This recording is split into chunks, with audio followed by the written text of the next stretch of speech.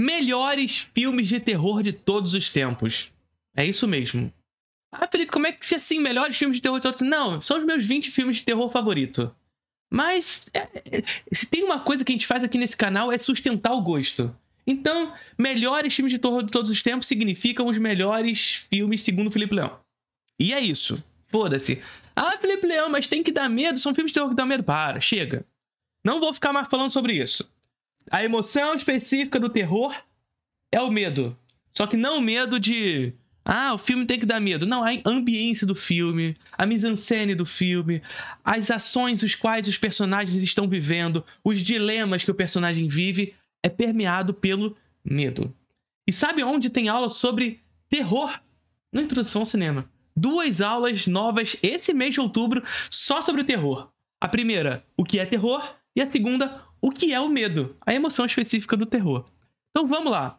Quais são os meus 20 filmes de terror favoritos de todos os tempos? E o primeiro que eu vou indicar pra vocês não poderia ser diferente em 20º lugar, porque aqui vai ser em ranking, tá? Vai estar de 20º a primeiro. Em 20º lugar, eu sei que você já conhece o Introdução ao Cinema. Então calma aí que eu tenho uma novidade pra você. Agora o curso tem um plano mensal. É isso mesmo. Além do plano anual, agora você tem uma nova opção de acesso aos benefícios do curso. São 2 aulas novas todos os meses sobre os mais diversos assuntos relacionados ao cinema. Linguagem, teoria, história, crítica, política, filosofia relacionada ao cinema. Além do Cineclube IAC, um encontro ao vivo via Google Meet, onde discutimos 2 filmes referentes às 2 aulas daquele mês. Então faça parte do curso de cinema contínuo mais charmoso do Brasil. E agora você não tem mais desculpa não. Link na descrição do vídeo. O Homem de Palha. Mas calma, não é o Homem de Palha lá com o Nicolas Cage. Cuidado. Leão, vem aqui fora rapidinho. Estou com uma bolsa cheia de efeito prático te esperando. Ô, 10 milhões de Nolan. Calma. Calma. Então, ó, tá vendo? Homem de Palha. Não é o Homem de Palha. Não é o Homem de Palha do Nicolas Cage. Homem de Palha do Robin Hardy. Isso aqui é pra você que gosta de Midsommar e fala assim, ah, Midsommar revolucionário, um filme feito de dia. Vê Homem de Palha. Só assiste Homem de Palha. Isso aqui é uma coisa louca. É um filme que... Isso é uma coisa muito fundamental do terror, tá? O terror ele tem como característica essa ideia da figura do desconhecido. E como a figura desconhecida de um tempo, porque o medo é uma categoria histórica também, ou seja, ele é percebido de maneiras distintas ao longo da história, ele se manifesta de formas distintas, e essa figura desconhecido se manifesta de maneiras distintas ao longo do globo e também do tempo. E aqui nós estamos tratando de um filme que vai retratar religião, o conflito com o diferente e o diferente como algo desconhecido. Fantástico, O Homem de Palha. Em 19º lugar, eu preciso indicar para vocês um filme que, na verdade, já foi indicado inúmeras vezes, que é Trabalhar Cansa, de Juliana Rojas. Sim, meu 19º filme de terror favorito de todos os tempos. Juliana Rojas e Marco Dutra fazendo Trabalhar Cansa. E aqui, a figura do desconhecido é uma materialização simbólica de uma regência do mercado na vida da classe trabalhadora. Então, veja, é como a classe trabalhadora, sobretudo a classe média brasileira, lida com as contradições do capitalismo e como esse capitalismo e suas contradições criam uma mancha nas paredes do mercado que vai apodrecendo por dentro porque essas contradições são insuperáveis dentro do capitalismo, tendo consequências na vida dessa classe trabalhadora. Então, o medo aqui, a figura do desconhecido, é o próprio sistema vigente. Foda, Trabalhar Cansa, Juliana Rojas. Em 18º lugar, um filme que, assim, loucura na minha vida, porque é um filme clássico da história do cinema, mas que eu tardei muito pra assistir. E sim, assim, vocês me perguntam muitas vezes isso. Felipe Leão, Tem algum filme clássico, assim, que todo mundo já assistiu e que você ainda não assistiu? Tem. E a prova disso são esses 2 filmes que eu não tinha assistido ainda, mas que eu trouxe um deles aqui, que é A Noiva de Frankenstein. Frankenstein, o primeiro filme do James Whale, já é muito foda. Muito foda. Mas A Noiva de Frankenstein é uma coisa absurda. Vale dizer o seguinte também, tá? Vale dizer o seguinte. Eu priorizei aqui nessa lista em selecionar apenas um filme por diretor. Senão teria alguns diretores que teriam 3, 4 filmes nessa lista, tá? É uma lista de favoritos. Então eu priorizei por selecionar apenas um filme por diretor. Então não se assustem se alguns filmes não estiverem aqui representados. A Noiva de Frankenstein é o meu favorito dentre esses 2 filmes do James Whale. Foi por isso, então, que eu selecionei A Noiva de Frankenstein. Mas vale dizer que, assim, Frankenstein é um filme que o James Whale trata de maneira muito direta o livro da Mary Shelley. O livro da Mary Shelley tem essa perspectiva de um homem que lida com a técnica do seu tempo de maneira que essa técnica o frustra. E essa técnica do seu tempo lhe frustrando, as limitações da técnica do seu tempo lhe frustrando, ele deseja superar Deus no intuito de criar a vida. Então, o primeiro filme, ele lida de maneira muito direta com o livro da Mary Shelley, a ponto de construir a ótica do Criador. O Criador e sua criatura. Mas muito mais sobre o Criador do que sobre a criatura. Já o segundo filme, A Noiva de Frankenstein, é um filme que fala sobre a criatura. A criatura monstruosa que criada foi e foi absorvida socialmente como monstro e a sua tentativa de humanização. Mas o monstro, ele é monstro como tal. E nem mesmo os seus iguais, o segundo monstro criado, a Noiva de Frankenstein, consegue lidar com ele enquanto uma figura humana. Muito foda. A Noiva de Frankenstein. Já perdi a ordem aqui de tudo. Vocês sabem como é que eu sou. Tortíssimo com relação a ordens. Mas A Noiva de Frankenstein, em sei lá qual lugar está. Deixa eu ver aqui qual lugar que tá. Porque, porra, né? Eu tô fazendo uma lista aqui de melhores filmes e eu tô perdidinho na ordem. 18º lugar. Em 18º lugar, A Noiva de Frankenstein. 18º, isso? 18º. Em 17º lugar, eu vou indicar pra vocês O Novo Pesadelo. Que isso, Felipe? O Novo Pesadelo, então, significa dizer que você escolheu esse filme do Wes Craven, não escolheu Pânico? Ih, caraca. Felipe Leão não escolheu o Pânico de Wes Craven. Pois é. O Novo Pesadelo é o meu filme favorito do Wes Craven. E eu diria que antes de Pânico eu ainda seleciono o Hora do Pesadelo, o primeiro, tá? Sou fã pra caralho da saga Hora do Pesadelo. E o Novo Pesadelo, que é o 7º, se eu não me engano, da parada toda. E ainda é uma parada aqui. Essa parada de que continuações são sempre ruins, aí. O Novo Pesadelo é o 7º filme. Se eu não me engano.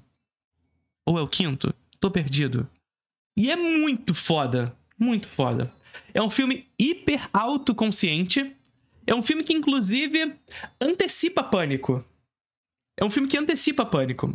Porque Pânico foi lembrado por ser um filme autoconsciente, que brinca com os clichês do gênero, que brinca com essa ordem do cinema de terror da década de 80, que foi se replicando e se saturando de alguma maneira. O Novo Pesadelo antecipa isso já em 1994, trazendo um filme sobre a personagem principal do primeiro filme. Então veja, não é um filme sobre a personagem principal do primeiro filme, mas sim sobre a atriz da personagem principal do primeiro filme. E como a figura do Fred Krueger assombra essa personagem. na medida em que o Wes Craven vai escrevendo sobre o filme pra ela, o roteiro do filme vai assombrando a vida da atriz dentro do filme. Foda demais. Foda demais. O Novo Pesadelo, 17º lugar. Não poderia deixar de fora. Em 16º lugar, eu vou selecionar aquele que eu considero o melhor filme de M. Night Shyamalan.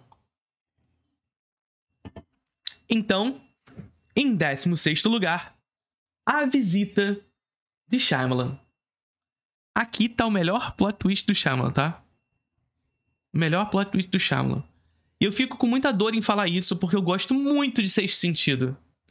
Muito de Sexto Sentido.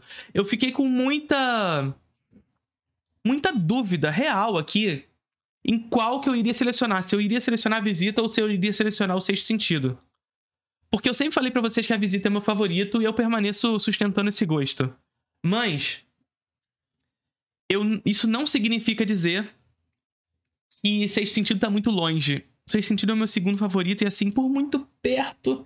E, assim, eu acho que se eu assistir o Sexto Sentido de novo, tem chance de passar. Mas o plot twist de A Visita é uma coisa de maluco. A Visita é um filme de found footage formalista. Ou seja, não é aquele found footage que faz se parecer amador para criar um senso de verossimilhança, não. É um found footage formalista na medida em que ele entrega a câmera para a personagem principal do filme, que é uma cineasta aspirante, uma aspirante a cineasta, e portanto ela sabe como criar ângulos, ela sabe como postar a câmera, ela sabe como conduzir um filme. E um assistente de direção mais da prática. E esse embate entre esses dois personagens para criar esse filme é uma coisa de maluco. Então, ao mesmo tempo que é um filme de terror, com um plot twist muito foda, é um filme que comenta a própria realização do cinema. Então, A Visita do Shyamalan é o meu 16º lugar. Em 15º lugar, mais um filme que recentemente eu tenho falado com vocês. 15º lugar, Espíritos, ou Shutter. Desses cidadãos aqui que eu não sei citar o nome.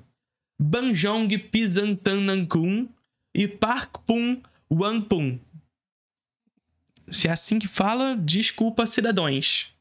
Desculpa, cidadãos. E Shutter é um filme que discute o medo sob uma perspectiva do avanço da tecnologia da fotografia. Então veja, no avanço da tecnologia da fotografia em direção ao digital, nós temos uma mudança da perspectiva daquilo que a fotografia se compreende. Porque veja, no início da fotografia, o que acontecia? A gente precisava fotografar e demandava de um tempo até que aquela fotografia fosse revelada. Veja filmes como Blow Up, por exemplo, do Michelangelo Antonioni, que ele fotografa um determinado acontecimento e ele só vai ver o que aconteceu ali depois de um tempo específico pelo qual ele demanda para que aquela fotografia seja revelada. A partir ali dos anos 90 e início dos anos 2000, nós temos o avanço da fotografia e uma mudança de perspectiva da sua própria realização. Porque se a fotografia é essa captura imediata da natureza, antes, essa captura imediata demandava do tempo da revelação. Hoje, e aqui na virada dos anos 90, 2000, na popularização do digital, nós temos a fotografia que instantaneamente captura a natureza e que quase instantaneamente é revelada para nós. E o que o cinema faz pra gente? Ora, e se dessa instantaneidade, aquilo que é representado à nossa frente, revelar aquilo que não esteve na nossa frente. Que teoricamente não está lá. Nossa, arrepiei. Isso aqui é uma coisa de louco. Isso aqui é aquele filme pra você assistir e nunca tirar uma selfie na vida mais. Tá ligado? Então, Shutter. Em 15º lugar. Não é quinto? É quinto. Em 14º lugar... Em 14º lugar, O Chicote e o Corpo, de Mario Bava. Mario Bava é mais um diretor que eu poderia selecionar inúmeros filmes, inclusive os seus filmes no Giallo, e tem aula sobre Giallo no Introdução ao Cinema, além de aula sobre o terror e a Final Girl, Giallo, e 2 aulas novas de terror que vão entrar agora em outubro, o que é o terror e o que é o medo, nós temos essa aula de Giallo. E o Mario Bava vai ser um diretor muito importante na Itália, porque ele vai caminhar por quase todos os gêneros populares da Itália. Então, ele primeiro vai fazer os Peplums, que eram os grandes épicos italianos, Espada e Sandália. Depois, ele vai fazer o cinema gótico italiano, onde se encaixa O Chicote e o Corpo.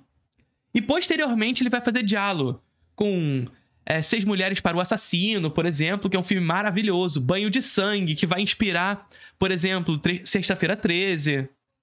Mas Chicote e o Corpo é o meu favorito. Um cineminha de terror gótico incrível. Só assistam O Chicote e o Corpo.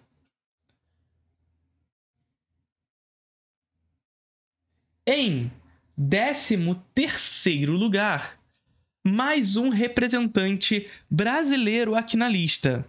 Em 13º lugar, Essa Noite Encarnarei no Seu Cadáver, de José Mujica Marins. E assim, eu poderia selecionar alguns outros filmes do Marins também, do famoso Zé do Caixão. Inclusive o primeiro dessa trilogia, dessa saga, na verdade, do diretor, né? A Meia-Noite Encarnarei na Sua Alma, que é um filme maravilhoso, mas também Exorcismo Negro, que é um filme incrível também. Incrível. Que é o novo pesadelo do José Mujica Marins, inclusive.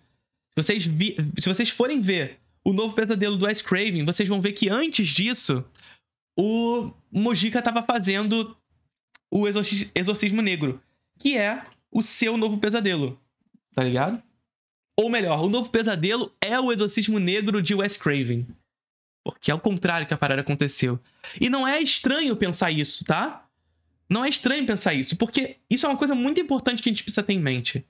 José Mujica Marins é um autor reconhecido mundialmente por ser um mestre do cinema de terror. Mundialmente. E aqui no Brasil a gente relega ele a um cara meio caricato, tá ligado? Mas ele é mundialmente reconhecido como um dos mestres do cinema de terror. Um cara que é muito inspirado nos filmes de monstro da Universal, né? Ali do Frankenstein, do James Whale, A Noiva de Frankenstein e etc. Mas que traz essa ótica dos monstros Universal para uma perspectiva terceiro-mundista. O monstro aqui, ele sabota cultos religiosos, ele come carne na Sexta-feira Santa, ele viola entidades cristãs, enfim. Zé do Caixão é foda e Essa Noite Encarnarei no Seu Cadáver, o meu filme favorito de Zé do Caixão. Em qual é a posição? 12º lugar. Eu acho que é o nosso primeiro filme giallo aqui na lista. Em 12º lugar, uma mulher, uma lagartixa no corpo de mulher. Em 12º lugar, Uma Lagartixa no Corpo de Mulher, de Lúcio Fulci. Isso aqui é incrível. E foi mais um diretor muito difícil de selecionar somente um. Porque é isso, eu poderia escolher O Mistério no Bosque dos Sonhos. Na verdade, eu esqueci se é esse o nome do filme correto, mas é O Bosque dos Sonhos, que é maravilhoso. Eu poderia escolher Zombie, que é muito foda. Zombie, gente, Zombie tem uma luta entre um zumbi e um tubarão. Tá ligado? Zombie tem uma luta entre um zumbi e um tubarão. Só isso. Vocês precisam assistir. Isso já basta, já é suficiente pra vocês assistirem. Dito isso, Uma Lagartixa no Corpo de Mulher é o meu favorito. É um filme que carrega todas as características do Giallo. Tem aula sobre Giallo na Introdução ao Cinema. É um filme cheio de reviravoltas. E eu não vou falar a principal delas. E eu não quero nem falar muito sobre o filme, porque eu inevitavelmente vou acabar falando algum spoiler pra vocês. Mas assim, é um filme que carrega uma perspectiva material, realista, mas ao mesmo tempo um espetáculo da morte, uma construção de um espetáculo da morte sob uma ótica psicanalista. Então assim, isso aqui é louquíssimo. Louquíssimo. Assistam Uma Lagartixa no Corpo de Mulher. Em 11º lugar... O Gabinete do Dr. Caligari, de Robert Wiene. O grande clássico, o maior representante do expressionismo alemão. Tem aula sobre expressionismo alemão na Introdução ao Cinema, Felipe? Tem aula sobre expressionismo alemão na Introdução ao Cinema. Inclusive, expressionismo alemão é a minha especialidade. É onde eu finquei a maior parte do tempo dos meus estudos, em expressionismo alemão e cinema alemão dos anos 20 e 30. Esse período de Caligari a Hitler, tá ligado? Então, assistam o Gabinete do Dr. Caligari, o maior representante do expressionismo alemão. Todas as características do expressionismo alemão estão aqui. Não só as maiores características do expressionismo alemão, mas o Gabinete do Dr. Caligari é um filme tão importante que depois de Caligari, nós temos uma tendência chamada caligarismo. Para além do expressionismo, os filmes que carregam essa expressão que Gabinete do Dr. Caligari tem passam a receber a alcunha de filmes caligaristas. Então, só para vocês entenderem a importância desse filme, para além da década de 20 do cinema alemão, mas para a história do terror, tá? Então, o Gabinete do Dr. Caligari é o filme representado agora na 11ª colocação. Poderia ser até mais, mas é porque eu gosto mais dos outros filmes. Então, vamos lá. Em 10º lugar, mais um filme brasileiro. Porque em 10º lugar nós temos A Excitação, de Jean Garret. Em 10º lugar, Excitação. Em 10º lugar, Excitação, de Jean Garret.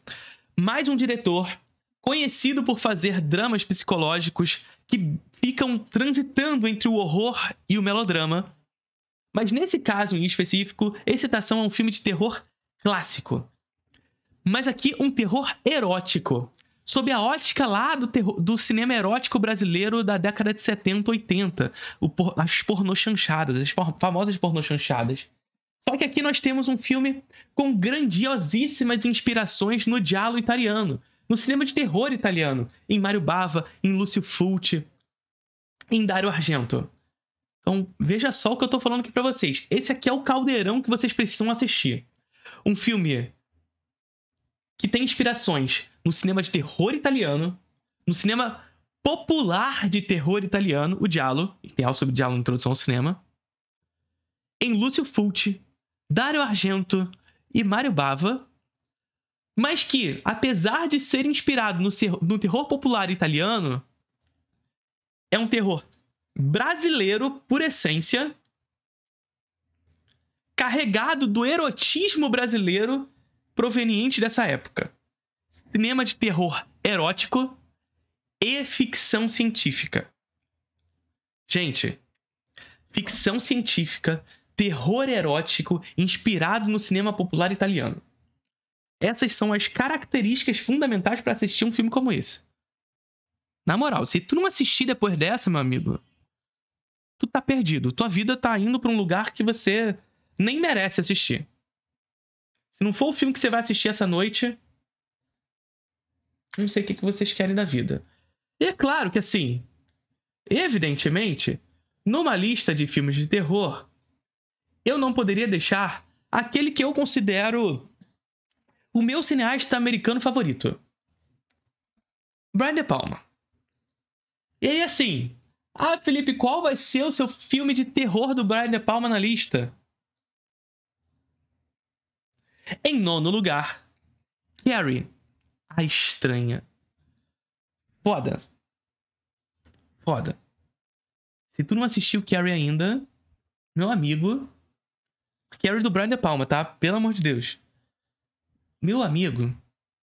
Primeiro assim, as características de Brian De Palma estão todas ali. Essa lógica do voyeurismo do Brian De Palma, que se debruça sobre a morte de Hitchcock. Esse voyeurismo maneirista do Brian De Palma. Tem aula sobre maneirismo na Introdução ao Cinema, inclusive. Que é essa lógica de ter a consciência que chegou depois. Essa consciência de que o cinema moderno já experimentou tudo. O que a gente faz com isso? E o Brian De Palma estica as possibilidades estilísticas dessa relação voyeur e cria o plano e contraplano dentro do mesmo plano. Na cena de embate final. Nossa senhora! Só assistam. Carrie, a estranha. Em 8º lugar, um filme que é mais um desses filmes que eu assisti recentemente e que é um grande clássico da história do cinema que eu ainda não tinha assistido. Assisti no mês passado e foi uma loucura pra mim.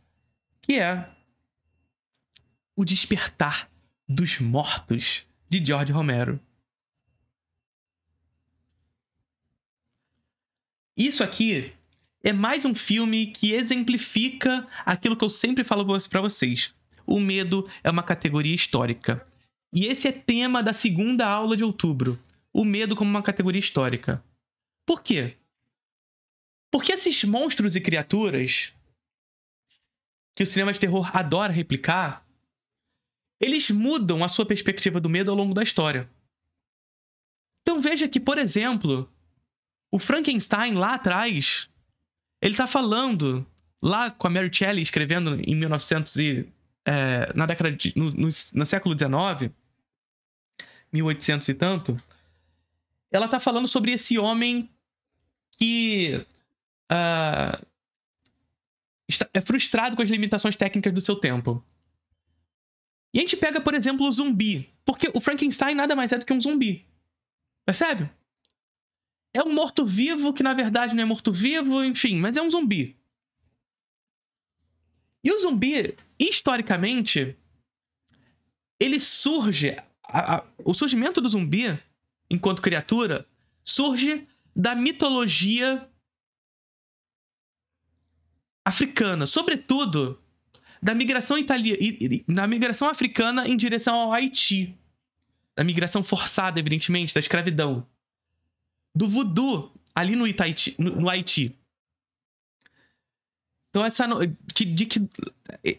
toda a questão do desconhecido vem dessa lógica de que o voodoo trariam as pessoas do mundo dos mortos.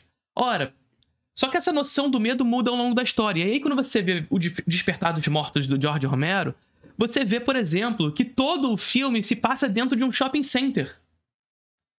Vocês conseguem conceber a mensagem política e social que o George Romero cria nesse filme? Num filme simples, direto, frontal, de 4 personagens que desejam sobreviver. São 4 personagens que desejam sobreviver a um mundo dominado por zumbis. Só isso. Só que o filme inteiro se passa dentro de um shopping center. O espaço do sonho americano. Do sonho do consumo. Do consumo como emancipação humana. Do consumo como dignificação da humanidade. Tá ligado? Que cria sujeitos que apenas replicam aquilo que lhes foi falado anteriormente, como zumbis. Então você percebe como o zumbi ele muda ao longo da história? O que é o zumbi? O querido aqui, o Vinícius, tá lembrando de I Walked with a Zombie, que é um filme do Jacques Tourneur que discute muito a lógica do zumbi enquanto voodoo, né? É um filme maravilhoso, inclusive. Mas O Despertar dos Mortos, maravilhoso, que discute muito essas questões. Tá aí. Em 7º lugar, um filme que eu fiquei muito em dúvida, tá? Como assim, Felipe? Você ficou em dúvida se você ia colocar esse filme que tá em 8º lugar? Fiquei. Mas por quê? Porque tem um outro filme desse mesmo diretor que eu sempre disse pra vocês que é meu favorito. Mas que depois, com o tempo, eu fui mudando. E eu falei assim, não, eu acho que o outro filme é o meu favorito dele mesmo. Tá ligado? Que é esse aqui. Em 7º lugar, Pulse, de Kiyoshi Kurosawa. E por que eu digo isso? Porque eu sempre disse pra vocês que o meu favorito do Kiyoshi Kurosawa é o Kyrie, que de fato é maravilhoso. E eu fiquei com muita dúvida se eu ia colocar Kyrie ou Pulse aqui pra vocês. Mas, cara, não dá. O cara pega a lógica do bug do milênio, aquela lógica do avanço da internet, as pessoas conhecendo a internet e falam assim, caralho, e se eu pegar disso que é conhecido da internet e mostrar que do cabeamento da internet existe o portal entre o mundo dos mortos e o mundo dos vivos? Puta que pariu, isso aqui é a materialização da concepção da inversão romântica de trazer do conhecido a beleza do desconhecido. Então assim, Pulse, Kiyoshi Kurosawa. Tem aula sobre isso na Introdução ao Cinema, tá? Só vai. Em sexto lugar, O Exorcista, de William Friedkin. Cara, assim, batido. Tá em todas as listas? Tá em todas as listas. Mas é por um motivo. Tá ligado? Tá ligado no que eu tô falando? Sabe aquele negócio que falam, ah, isso aqui é clichê. Mas o clichê, ele tem um motivo pra ser clichê, tá ligado? Ele é clichê porque funciona. E assim, eu não tô nem dizendo que O Exorcista é um filme clichê, não é isso. Eu quero dizer que assim, tá em toda a lista, é clichê tá em toda a lista, mas tem um motivo pra tá em toda a lista. Tem um motivo pra tá em toda a lista. E é aquela parada que eu sempre falo. É um filme que expõe o medo na possessão demoníaca e tudo mais, mas não é só sobre isso. É um filme que dialeticamente visa resolver o problema do medo e, portanto, do desconhecido, tentando entregar respostas ao desconhecido. Olha só como é bonito O Exorcista. Nós temos a materialização do desconhecido na possessão demoníaca da menina. Como é que a gente precisa resolver esse problema? Respondendo sobre ele. Racionalizando o processo. E quem vai dar essas respostas? De um lado, a ciência tenta entender o que está acontecendo e não consegue dar respostas. De outro, a religião tenta dar respostas sobre o que está acontecendo e não consegue. Não consegue. Nem ciência, nem religião. Elementos que supostamente antagônicos tentam resolver o problema de maneiras distintas, mas não conseguem. Como a gente mata o monstro? Dando um socão na cara. Na moral, é um filme que dá um socão na cara do demônio. Caralho, isso aqui é muito bom. Isso aqui é muito bom. Então, O Exorcista, de William Friedkin. Em quinto lugar,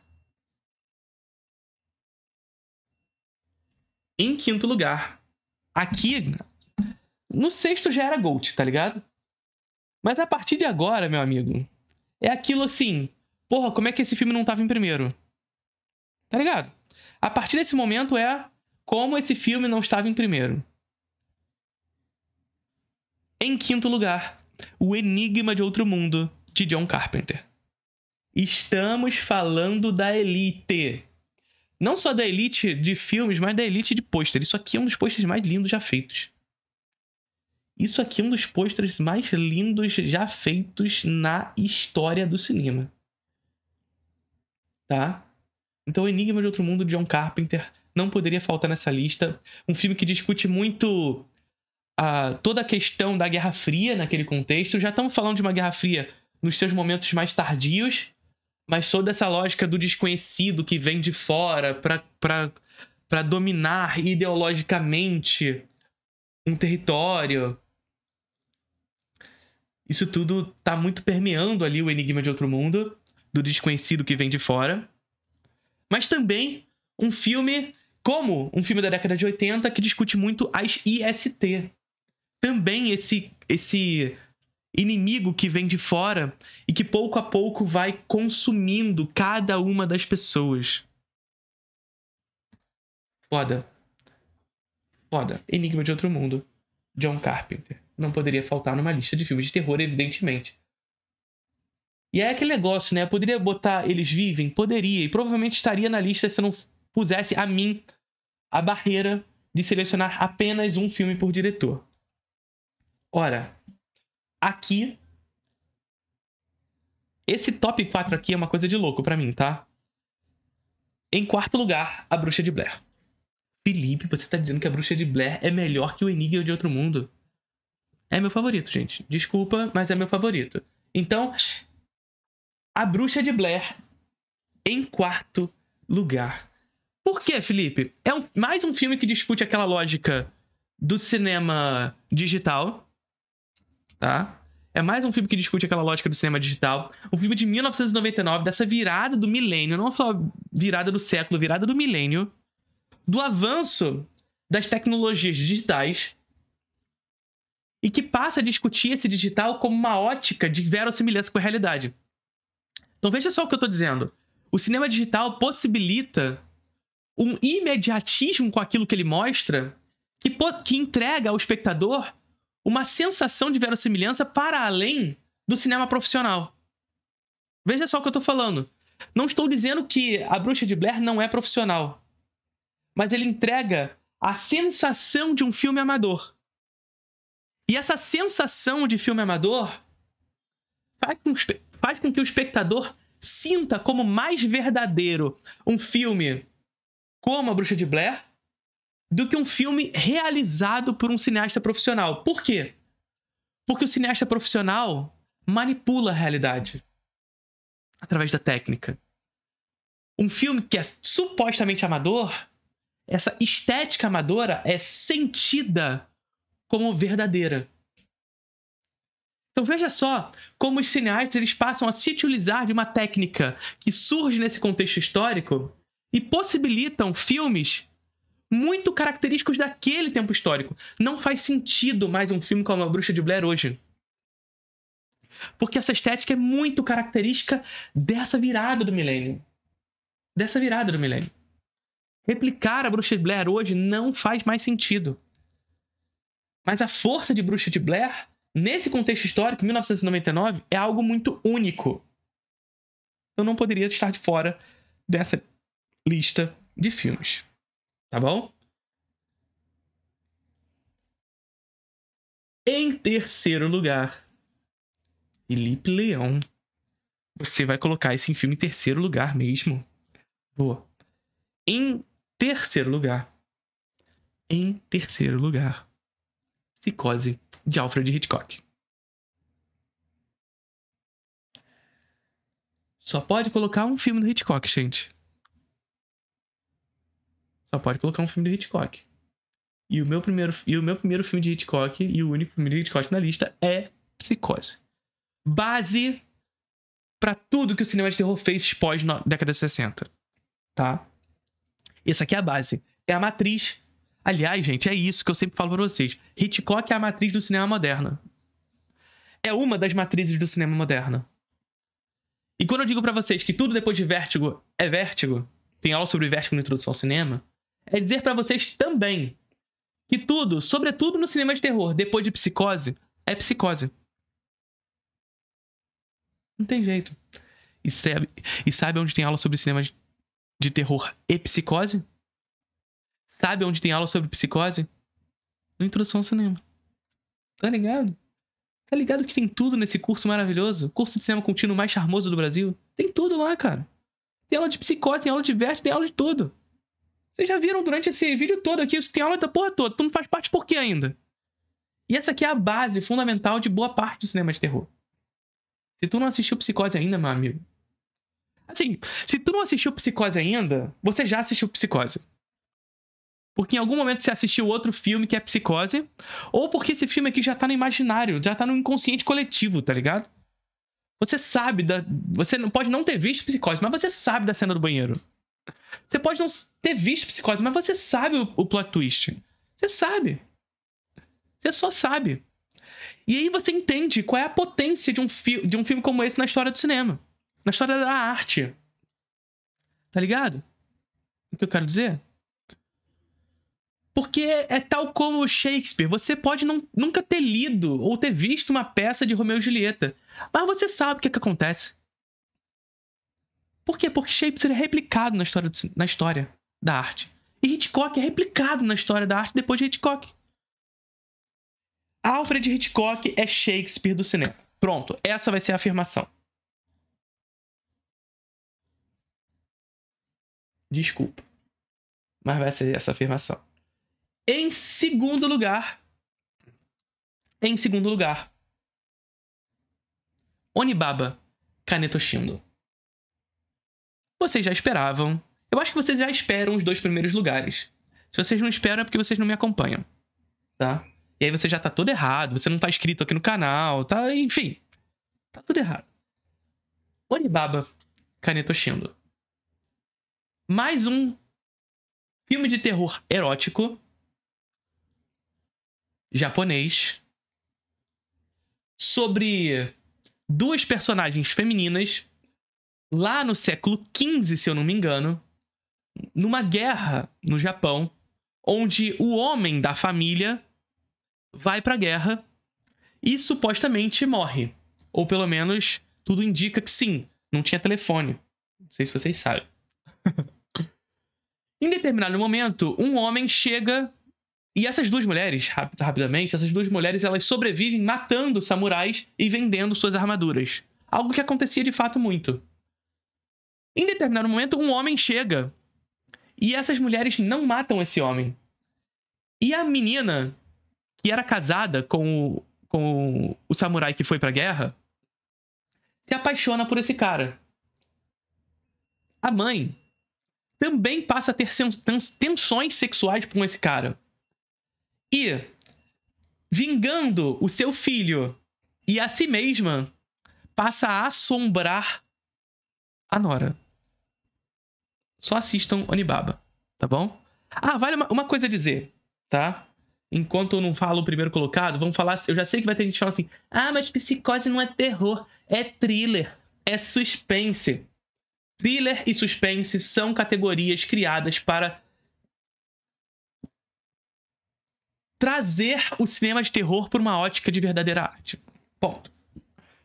Ah, mas é porque esse filme aqui não é terror, é suspense. É porque você tá tentando dizer que o terror é mais arte do que o terror é. É só isso. Tá ligado? Existem características de suspense, de thriller, existem, mas isso é terror. O terror faz suspense. Tá? Então, vamos começar. Em primeiríssimo lugar, vocês já sabem, né? Vocês já sabem que em primeiríssimo lugar é Profondo Rosso, Dario Argento, um dos meus diretores favoritos na história do cinema, top 3 dos meus favoritos da história do cinema. Um diretor que, evidentemente, é muito influenciado por Hitchcock. É um filme muito influenciado por Psicose, mas um diretor que estica todas as possibilidades estilísticas de Hitchcock, trazendo um filme hiper estilizado, vermelho, o sangue é vermelho, e é aquele tipo de filme que você espera pra ver como vai ser a próxima morte. O quanto a próxima morte será escandalosa, espetacular. O Giallo tem essa característica de espetacularização da morte, como se a morte fosse uma arte em si. Percebe? Encontrar beleza na morte. Afinal, a morte é o que possibilita a vida. E esse é o valor do terror enquanto gênero, tá? Olha o que eu estou falando aqui pra você inclusive assinar uma introdução ao cinema. O terror tem como emoção específica o medo. O medo de quê? O medo da morte. E a morte nada mais é do que a manifestação da vida. O possibilitador da vida. E é disso que trata o terror. O terror trata do medo da morte e o desejo pela vida. Assistam esses 20 filmes para entender um pouco mais sobre isso. E assine Introdução ao Cinema, o curso de cinema contínuo mais charmoso do Brasil. Você também pode ajudar esse canal contribuindo, virando membro por aqui. Aquele vídeo ali, inclusive, é um vídeo exclusivo para membros. Curtiram o vídeo?